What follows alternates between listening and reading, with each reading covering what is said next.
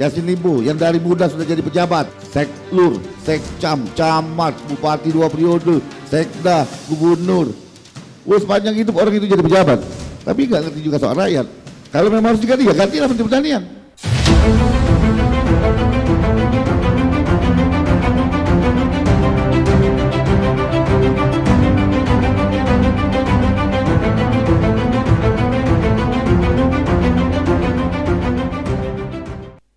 Seseorang itu tidak mampu berpikir dengan baik, apalagi bisa tidur dengan nyenyak kalau perutnya masih dalam keadaan lapar.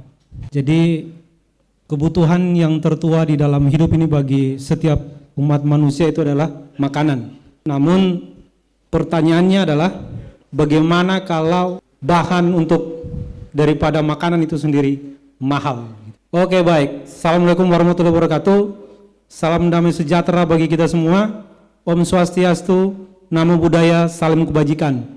Kembali lagi kita berjumpa di podcast Pro Otonomi, di mana hari ini kita sudah kedatangan narasumber yang sangat luar biasa, yang kita banggakan dan kita hormati, yaitu Bang Ahmad Sezali. Bagaimana kabarnya, Bang? Alhamdulillah sehat-sehat. Jadi Bang Jack ini adalah Sekjen FK2AS.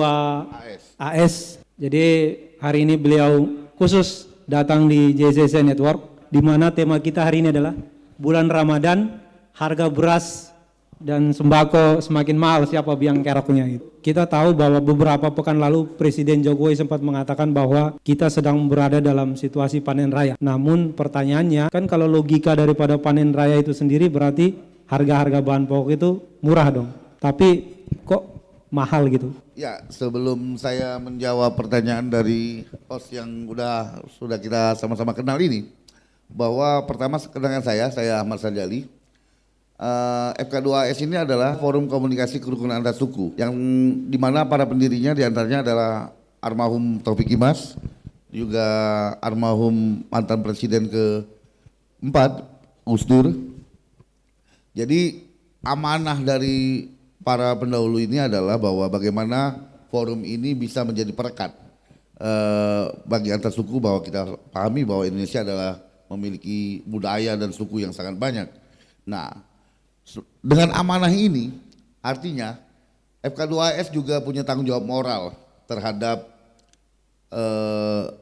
kemampuan makan, pemberian makan dari pemerintah, hadirnya pemerintah dalam memenuhi kebutuhan makan rakyat yang sudah lebih dari 270 juta ini. Nah, bicara soal yang dikatakan host tadi bahwa satu sisi Presiden mengatakan sudah terjadi swasembada, panen raya di mana-mana, tapi faktanya adalah di pasar-pasar tradisional sembako naik, bro. Ketersediaan juga langka. Bahkan daya beli masyarakat di bulan Ramadan itu menjadi menurun. Padahal sektor pertanian adalah sektor yang paling bertanggung jawab terhadap memenuhi kebutuhan makan 270 juta lebih orang rakyat Indonesia ini. Pertanyaannya adalah apa yang dikerjakan oleh kementerian ini? Nah, sebagai contoh kecil sajalah bahwa misalnya bagaimana harga telur yang sudah menjadi 31.000 per kilo hari ini. Harga daging di Aceh itu sudah mencapai 200.000. Di Palembang itu sudah 160.000. Di pasaran di Jakarta ini saja berkisar di antara 150.000 sampai 160.000 rupiah per kilogram. Sehingga ini membuat daya beli masyarakat untuk membeli daging misalnya itu akan menjadi menurun. Konsekuensinya adalah maka terjadi penurunan pula terhadap omset penjual daging. Ini kan lantai yang nggak bisa kita keniscayaan yang nggak bisa kita hindari. Ketika satu saja rantai ini mengalami kelemahan, maka akan melemahkan rantai-rantai yang lain. Nah, pertanyaannya adalah di mana hadirnya negara? Jokowi itu adalah simbol negara ketika dia bicara dalam kapasitas presiden. Karena itu tidak bisa dilepaskan dari beliau sebagai presiden. Kasihan Jokowi. Belum lagi persoalan yang baru-baru ini mencuat. Bagaimana bobroknya Kementerian Keuangan. Ditambah lagi laporan-laporan dari, bayangan saja Senin kemarin itu ada rapat kerja di Komisi 4 DPR RI dengan Kementerian Pertanian. Oke lah, menterinya mengawal presiden ke Papua. Tapi salah satu dirjennya pun yang pada saat itu memang harus hadir juga tidak hadir. Lah ini kan apa namanya? Artinya kedisiplinan juga kita pertanyakan pada kementerian ini. Apalagi mereka mau memenuhi kebutuhan makan rakyat yang di atas 270 juta orang lebih ini jumlahnya. Terus di pasar tradisional para penjual beras juga tidak menjual lagi beras premiumnya. Karena masyarakat juga sudah tidak mampu lagi, yang awalnya 10.000 sudah jadi 12.500. Bayangkan kalau kebutuhan sehari mereka harus membeli 1 kilo sampai 2 kilo. Ada 5.000, belum lagi lauk pauk segala macam. Bayam aja, kangkung dan bayam itu bro, yang awalnya cuma 2.000, hari ini 7.000 per ikat. Bayangkan, ini kan efek dari, kita bukan menyalahkan petani kangkung atau petani bayam, tapi kan ini efek dari melejitnya harga-harga yang lain. Sehingga mau tidak mau, si petani bayam dan kangkung ini juga harus menaikkan harga demi menjaga kemampuan beli beliau mereka. Nah ini juga yang menjadi anomali di negeri ini. Betul memang di beberapa daerah kita mengalami, kalau bicara beras, bahwa kita mengalami panen raya, swasembada, betul. Tapi pertanyaannya kenapa beras ini tidak nyampe ke Bulog? Artinya pemerintah belum hadir di situ. Beras ini ngumpulnya di Tengkulak. Petani tidak bisa menghindari berinteraksi dengan Tengkulak jika tidak hadirnya pemerintah. Pupuk subsidi sudahlah, pupuk subsidi juga langka di lapangan. Petani harus mencari kemana-mana, bahkan sampai lintas sektor, lintas region. Kita ketahui bahwa distribusi pupuk ini kan berdasarkan wilayah distribusinya masing-masing. Nah kadang-kadang ini juga terjadi silang-silang lintas-lintas wilayah ini. Nah ini juga tidak benar. Artinya manajerial yang bermasalah. Untung saja Republik ini kaya raya. Jadi di mana bicara bahwa kita bisa menahan laju inflasi, sedangkan ekonomi global sedang lagi bermasalah. Jangan sampai Indonesia juga ikut terpuruk. Nah tanggung jawab moral kita, generasi muda yang notabene akan menyambut tongkat kekuasaan ini, ataupun kita rebut tongkat kekuasaan ini untuk memperbaiki negeri ini. Nah mungkin itu dulu yang terkait soal pernyataan Jokowi, dan ternyata terjadi ironis di lapangan ketika Jokowi bicara swasembada tapi ternyata harga melejit. Harusnya kan begitu bicara bahwa swasembada maka stabilitas harga terjaga, ketersediaan jelas. Di Bulog itu di Senin kemarin ada 230.000 ton ketersediaan, tapi 220.000-nya itu akan dijadikan operasi pasar. Pertanyaannya tinggal 10.000 ton. Begitu udah menipis nanti ada kebijakan impor lagi. Stoplah impor, berhentilah mencari makan di atas pendirian rakyat ini. Mainlah yang lain, jangan main-main perut rakyat lah. Ketika rapat dengan DPR itu kan DPR sempat kaget karena Kementan itu data produksi beras itu basicnya itu dari BPS, padahal BPS kan sering salah juga itu. Nah kalau abang melihat ini kan gawat bang, kalau Kementan untuk produksi berasnya dia nggak punya data gitu, gimana bang? Nah itu juga menjadi catatan merah bagi kita terhadap Kementerian Pertanian. Jadi ketika bicara soal data, mengambil data dari BPS, yang kadang-kadang kita tahu juga bahwa data dari BPS juga kadang-kadang nempel di atas kuda, gitu kan istilahnya. Kadang-kadang tidak langsung datang ke rakyat. Nah harusnya Kementerian Pertanian kemarin kenapa Komisi 4 sempat berang marah dengan data-data yang diberikan oleh Kementerian Pertanian? Itu bukan data produksi, tapi data prediksi produksi. Itu berbeda. Begitu mereka bilang bahwa ITA swasembada kita, tapi kenapa barang ini nggak nyampe ke Bulog?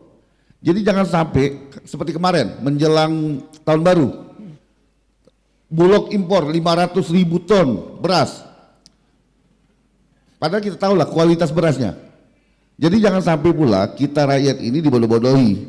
Jangan pula sampai bahwa perut rakyat, urusan kampung tengah rakyat ini menjadi olahan. Padahal jelasan syarat untuk mengimpor beras itu beras patahnya harus di bawah 10%. Kita lihat di lapangan pasti itu di atas 20%. Begitu masuk ke Bulog di mix, menjadi beras premium, dikasih makan ke rakyat, dikasih pewarna. Ini nggak benar. Janganlah berbisnis dengan rakyat. Pemerintah harusnya hadir bagaimana menjamin kebutuhan rakyat, bukan berbisnis, bukan berniaga dengan rakyat, begitu loh. Setiap kementerian punya data masing-masing, punya database masing-masing. Jangan semuanya bersumber pada BPS. Terus ada anggaran loh, pendataan petani, pendataan kebutuhan, pendataan produksi. Anggarannya kemana kalau semua mengambil data BPS? Serapan anggaran juga begitu di ujung-ujung tahun baru dikebut.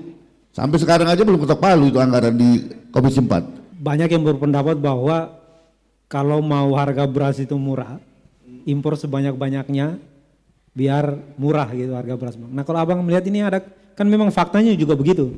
Orang impor sebanyak ini sesuatu yang dibuat bukan sekali dua kali tapi terus berulang bang. Nah ini ada apa bang sehingga kenapa orang bermain di situ? Ada untung apa di situ bang?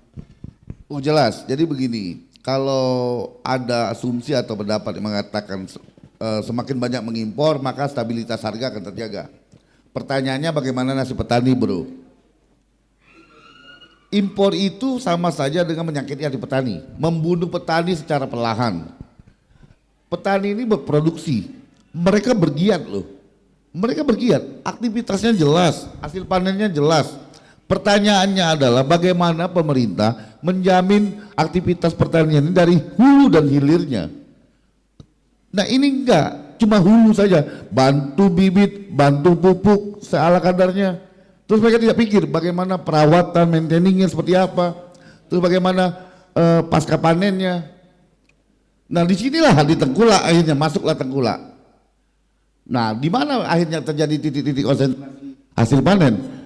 Titik-titik konsentrasi hasil panen hanya berada di titik-titik Tengkulak, bukan di Bulog. Apalagi sekarang ada baru nih Badan Pangan. Badan Pangan cuma melihat ketika di Bulog tidak ada stok sembako, maka dia rekomendasi Bulog harus impor. Sudahlah kita tahu ini permainan semua.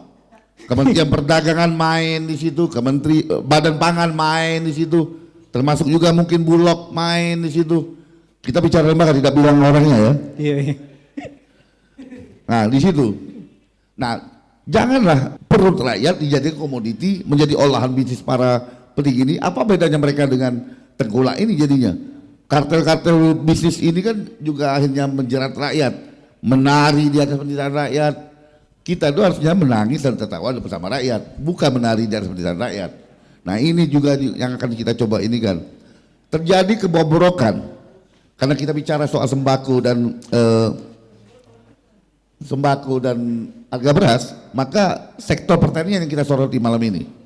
Nah jangan sampai rakyat berasumsi kinerja baik Jokowi ini akhirnya bias atau sumir oleh kinerja pembantunya yang nggak jelas ini.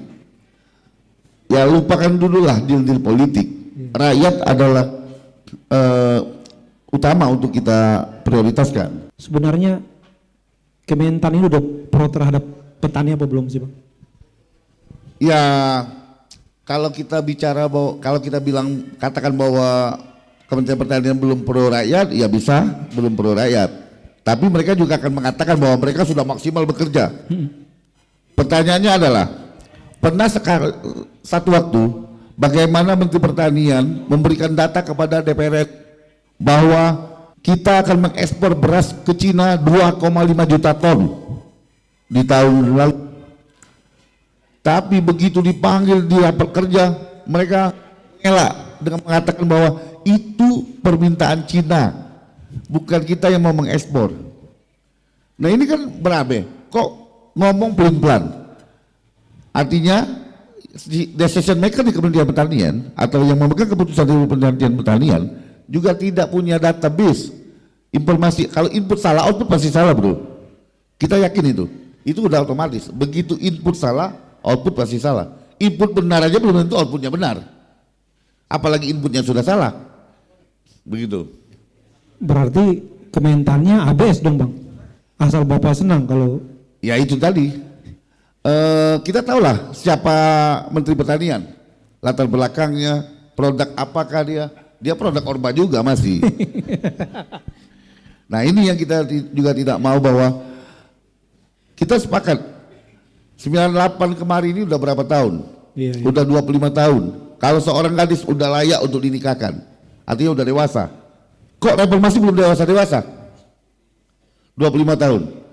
Banyak masih anti-anti Orba masih bercokol bro. Nah inilah yang merusak. Sehingga semangat reformasi ini tenggelam oleh semangat status quo mereka. Nah kita jangan sampai juga terkooptasi oleh semangat ini. Maka tugas kita bersama kawan-kawan muda untuk segera bangkit. Ya kalau memang harus revolusi lah. Tapi bagaimana ini kita jaga sama-sama, karena begitu bicara soal makan, soal kampung tengah rakyat, ini adalah hal yang sangat urgent. Tidak ada yang lebih prioritas selain soal rakyat makan. Ketika rakyat kenyang, maka negara ini akan ini. Rakyat cerdas, negara akan cerdas. Kalau rakyat tidak cerdas, negara akan hancur. Kalau rakyat lapar, selesai Bang. Selesai. Mana ada orang yang bijaksana di saat lapar. Makanya jangan coba-coba kita dimarahin orang tua di saat orang tua lagi lapar. Pasti kita kena pukul. Jangan semua begitu presiden mau sidak, mau datang, semua dikondisikan.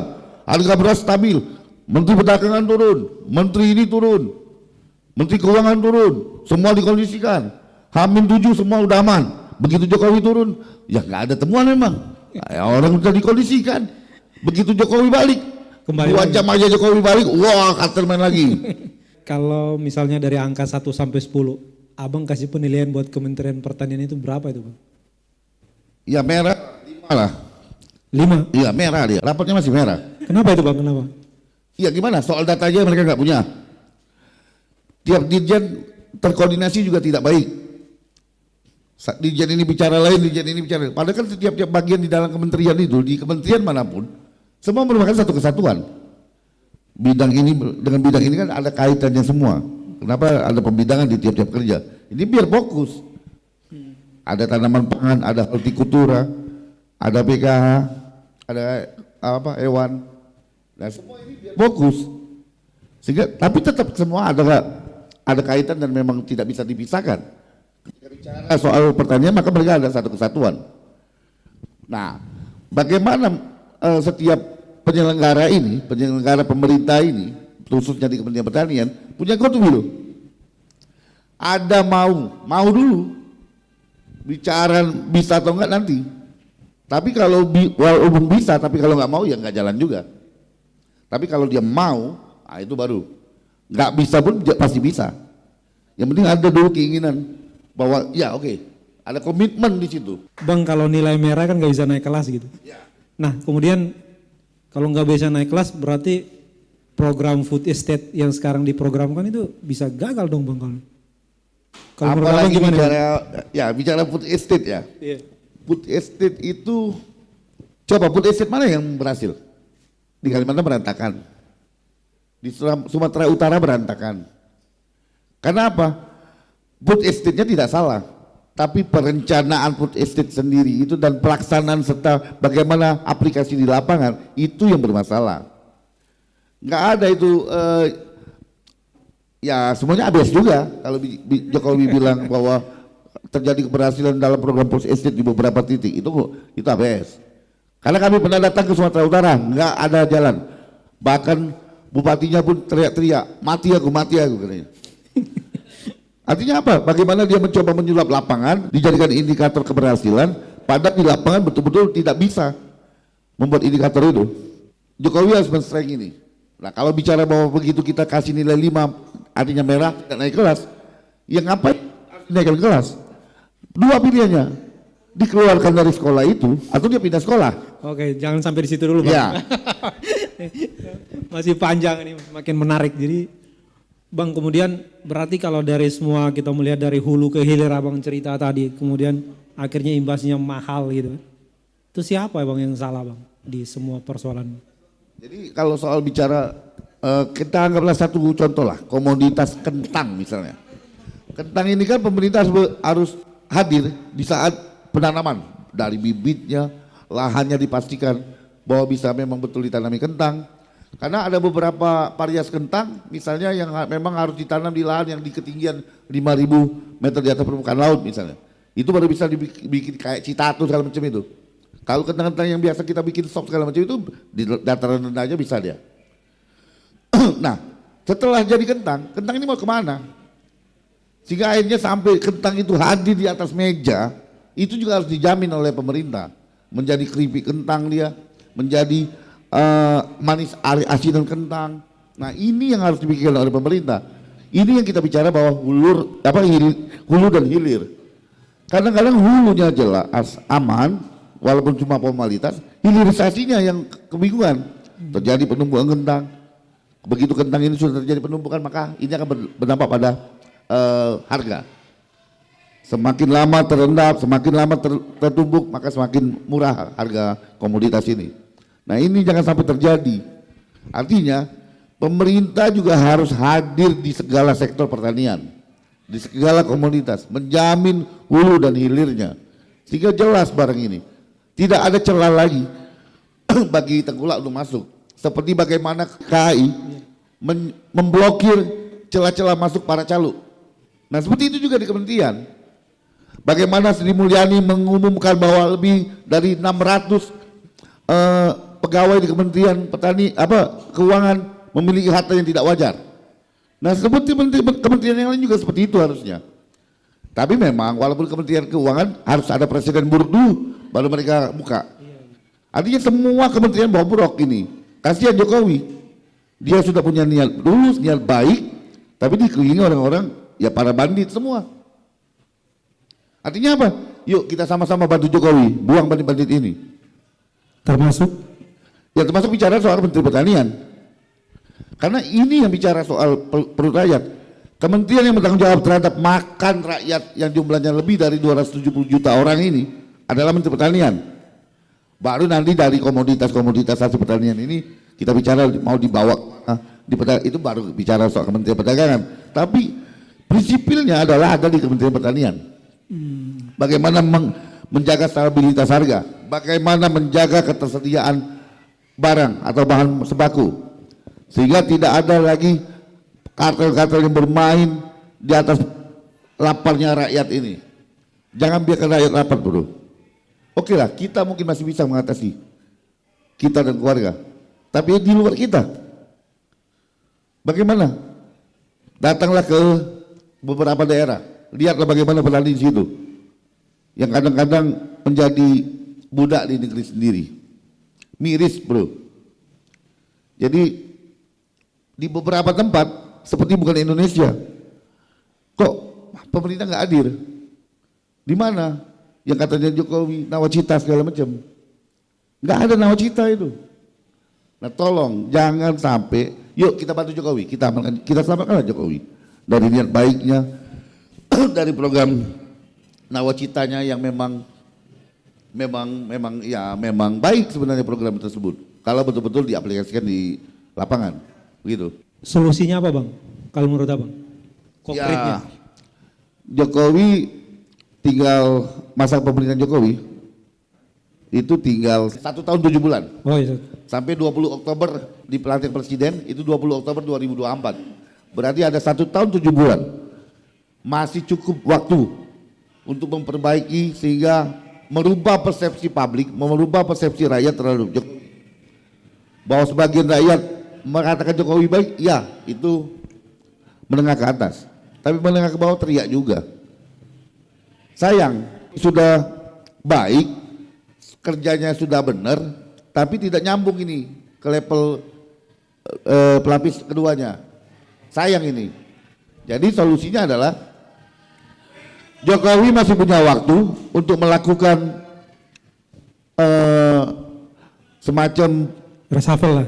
Ya reshuffle, semacam kebijakan-kebijakan fundamental untuk memperbaiki kinerja pemerintahan saat ini. Rakyat itu. Jadi solusinya adalah ya jangan takut kita berada di belakang Jokowi.